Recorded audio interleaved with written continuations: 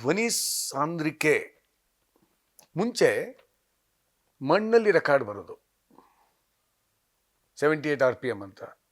So ಹಿಂಗೆ ನೀಡ್ಲಿಟ್ರೆ ಹಾಡು ಬರೋದು. ಅದಾದಮೇಲೆ ವಿನಿಲ್ ರೆಕಾರ್ಡ್ ಬಂತು ಪ್ಲಾಸ್ಟಿಕ್ದು. ಅದಾದಮೇಲೆ ಧ್ವನಿ ಸಾಂದ್ರಿಕೆ ಬಂದಿತ್ತು. ಧ್ವನಿ ಸಾಂದ್ರಿಕೆ ಬಂದ ಮೇಲೆ ಸಂಗೀತ ಕ್ಷೇತ್ರದ ಇತಿಹಾಸವೇ ಚೇಂಜ್ ಆಗೋಯಿತು. ಅಂದರೆ ಪ್ರತಿಯೊಂದು ಮನೆಯಲ್ಲೂ ಟೇಪ್ ರೆಕಾರ್ಡ್ರು, ಪ್ರತಿಯೊಂದು ಮನೆಯಲ್ಲೂ ಕೂಡ ಕ್ಯಾಸೆಟ್ ಪ್ಲೇಯರ್ ಇರೋದು. ಯಾಕಂದರೆ 950 ರೂಪಾಯಿಂದ ನ್ಯಾಷನಲ್ ಪ್ಯಾನಾಸೋನಿಕ್ ಮೌನ ಸ್ಟಾರ್ಟ್ ಆದರೆ ಸ್ಕೈಸ್ ದ ಲಿಮಿಟ್ 25-30 ಸಾವಿರ ಡೆಕ್ಕು ಅಂತೇಳೋರು, ಸ್ಟೀರಿಯೋ ಡೆಕ್ಕು ಈ ಥರ ಸೋನಿದು ಇದೆಲ್ಲ ಬರೋದು. ಕ್ಯಾಸೆಟ್ ಯುಗ ಅದು ಸ್ಟಾರ್ಟ್ ಆದಮೇಲೆ ಭಾಳ ಜನ ಗಾಯಕಿಯರಿಗೆ, ಸಾಹಿತಿಗಳಿಗೆ, ಆಮೇಲೆ ಸ್ವರ ಸಂಯೋಜಕರಿಗೆ, ಸಂಗೀತ ನಿರ್ದೇಶಕರಿಗೆ ಜೀವನದ ಮಾರ್ಗ ಆಗೋಯಿತು. ಅಲ್ಲಿ ತನಕ ರಿಸ್ಟ್ರಿಕ್ಷನ್ ಇತ್ತು. ಎಲ್ಲೋ ಕೋಲ್ಕತ್ತಾಲಿ HB ಚೆನ್ನೈಗೆ ಹೋಗಬೇಕಾಗಿತ್ತು ರೆಕಾರ್ಡಿಂಗ್ ಮಾಡಲಿಕ್ಕೆ. ಕ್ಯಾಸೆಟ್ ಯುಗ ಸ್ಟಾರ್ಟ್ ಆದಮೇಲೆ ಸಾಕಷ್ಟು ಕಲಾವಿದರು ಜೀವನವನ್ನು ಕಟ್ಕೊಂಡ್ರು, ಬದುಕು ಕಟ್ಕೊಂಡ್ರು. ಅದ್ರ ಜೊತೆಗೆ ಸಾವಿರಾರು ಅಂಗಡಿಗಳು ಬಂತು, ಡೀಲರ್ಗಳು. ಆ ಡೀಲರ್ಗಳು ಕೂಡ ಬದುಕು ಕಟ್ಕೊಂಡ್ರು, ಬದುಕಿದ್ರು ಚೆನ್ನಾಗಿ. ಸಂಗೀತದ ಕಂಪ್ನಿಗಳು ಹಂಗೆ ಬಂತು. ಇವಾಗಿಲ್ಲ, ಬೆರಳೆಣಿಕೆ ಎಷ್ಟು ಆಗಿಬಿಟ್ಟಿದೆ. 126 ಕಂಪ್ನಿ ಇತ್ತು ಸರ್. 126 ಕಂಪ್ನಿಯಲ್ಲೂ ಇಷ್ಟು ಜನ ಕೆಲಸ ಮಾಡೋರು ಅವ್ರ ಕೆಳಗಡೆ, ಅವರು ಬದುಕು ಕಟ್ಕೊಂಡಿದ್ರು. ಇದು ಒಂಥರ ಸುವರ್ಣ ಯುಗ ಅದು. ಧ್ವನಿ ಇವಾಗ ಒಂದು ಆಡಿಯೋ ಕ್ಯಾಸೆಟನ್ನು ರೈಸ್ ತೊಗೊಳ್ತೀವಿ ಅಂದರೆ, ಉದಾಹರಣೆ ಪ್ರೇಮಲೋಕ, ಅಂಜದಗೊಂಡು, ಮನಮೆಚ್ಚಿದ ಹುಡುಗಿ, ಶಿವಣ್ಣ ಅವ್ರದ್ದು, ಅದು ಸೂಪರ್ ಹಿಟ್ಟು. ನಮ್ಮ ರಾಜೇಶ್ವರಿ ಪಿಕ್ಚರ್ಸು ಅಲ್ಲಿಂದ ರೈಸ್ ಮಾಡಿದ್ದು ನಾವು. ಸೊ ತೊಗೊಂಡಾದ್ಮೇಲೆ ಏನು ಮಾಡ್ತಾರೆ, ರಿಸ್ಕ್ ತೊಗೊತಾ ಇದ್ದು 3 ಲಕ್ಷನೋ 5 ಲಕ್ಷನೋ ಕೊಟ್ಟು ತೊಗೊಳ್ತಾ ಇದ್ದು. ತೊಗೊಂಡಾದ್ಮೇಲೆ ಇನ್ನು ಸಿನಿಮಾ ಒಂದು ತಿಂಗಳು ಇದೆ ಅನ್ನೋ ಮುಂಚೆ ಆಡಿಯೋನ ಬಿಡುಗಡೆ ಮಾಡ್ತಾಯಿದ್ರು. ಬಿಡುಗಡೆ ಅಭಿಮಾನಿಗಳು, ಅಣ್ಣವ್ರಿಗೆ ಅಪಾರವಾದ ಅಭಿಮಾನಿಗಳು, ವಿಷ್ಣುವರ್ಧನ್ ಜಿ ಅವ್ರಿಗೆ ಅವ್ರದ್ದೇ ಆದ ಅಭಿಮಾನಿಗಳು ಎಲ್ಲರೂ ಇದ್ರಲ್ಲ. ಸೊ ಅಭಿಮಾನಿಗಳಿಗೆ ಏನಂದರೆ, ನಮಗೆ ಪಕ್ಕಾ ಗೊತ್ತಿರೋದು 25,000 ಕ್ಯಾಸೆಟ್ಟು ಅಣ್ಣ ಅವ್ರದ್ದು ಬಿಡುಗಡೆ ಮಾಡಿದ್ರೆ ಹೋಗುತ್ತೆ, ಡಿಮ್ಯಾಂಡ್ ಇದೆ. ಹುಬ್ಳಿಗೆ ಒಂದು 5,000, ದಾವಣಗೆರೆಗೆ ಒಂದು 2,000, ಚಿತ್ರದುರ್ಗಕ್ಕೆ 1,000, ಮೈಸೂರಿಗೆ ಒಂದು 5,000, ಈ ಥರ ಪ್ರತಿಯೊಂದು ಡಿಸ್ಟಿಗೂ ಕಳಿಸ್ಬಿಡ್ತಾರೆ, ಬೆಂಗಳೂರಿಗೆ ಇಷ್ಟು ಅಂತ.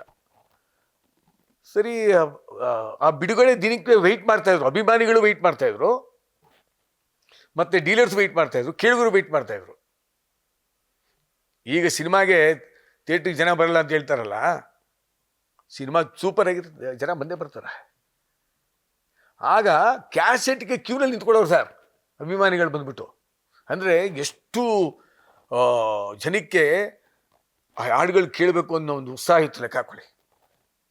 ಆಮೇಲೆ ಅದೇ ಡೀಲರ್ಗಳು ನಮ್ಮ ಕಚೇರಿ ಮುಂದೆ ದೊಡ್ಡ ದೊಡ್ಡ ಡೀಲರ್ಗಳು ನಾನು ಹೇಳೋದು, ಕ್ಯಾಸೆಟನ್ನು ಕ್ಯೂನಲ್ಲಿ ನಿಂತ್ಕೊಂಡು ತೊಗೊಂಡೋಗಿದ್ದಾರೆ. ಅದೇ ರೀತಿ ಡೀಲರ್ಗಳ ಹತ್ರ ಕೂಡ ಸಬ್ ಡೀಲರ್ಗಳು, ಜನಗಳು ಕ್ಯೂನಲ್ಲಿ ನಿಂತು ತೊಗೊಂಡೋಗಿದ್ದಾರೆ.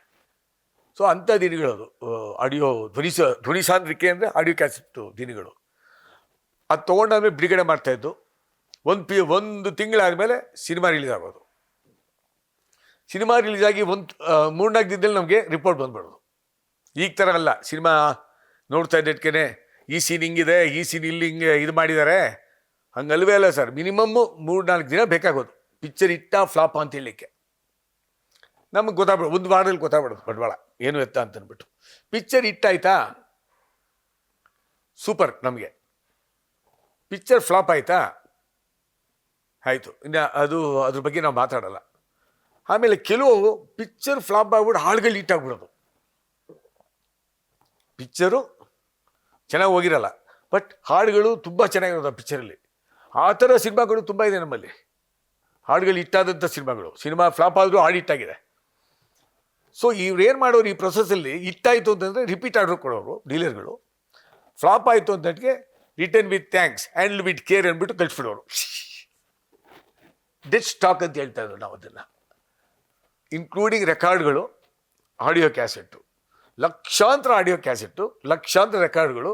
ಕಡೆಗೆ ನಾವು ವಿಧಿ ಇಲ್ಲ, ಎಲ್ಲಿ ಸ್ಟಾಕ್ ಎಲ್ಲಿ ಅಂತ ಮಾಡ್ತೀರಾ, ತೊಗೊಂಡೋಗ್ಬಿಟ್ಟು KG ಗಟ್ಟಲೆ ನಾವು ಪ್ಲಾಸ್ಟಿಕ್ ಇದು ಕೊಟ್ಟಿದ್ದೀವಿ.